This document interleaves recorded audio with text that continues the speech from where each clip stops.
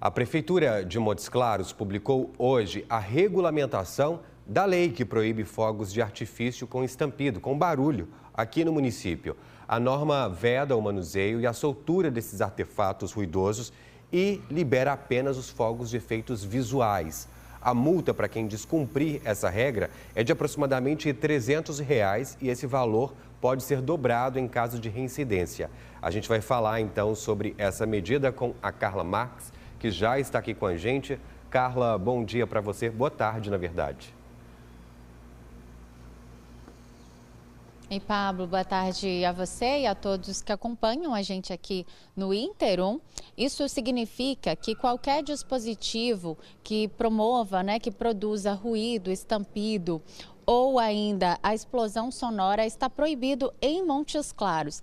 E a regulamentação da lei de número 5.948 de janeiro de 2026 proíbe esse manuseio, utilização, a queima, soltura de fogos de estampido e de artifício, assim como de demais artefatos pirotécnicos de efeito sonoro ruidoso aqui no município.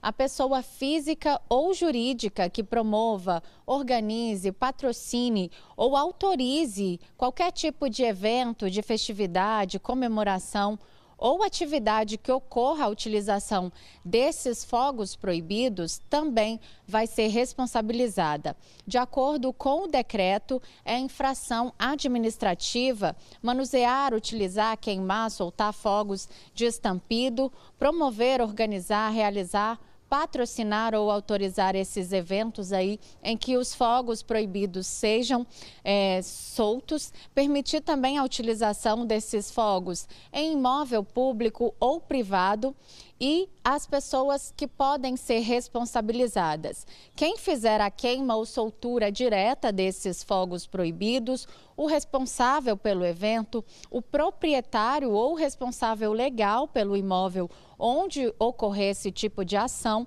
a pessoa jurídica promotora do evento e a fiscalização do cumprimento dessa lei e do decreto também é de responsabilidade da Secretaria Municipal de Ambiente, Bem-Estar Animal e Sustentabilidade.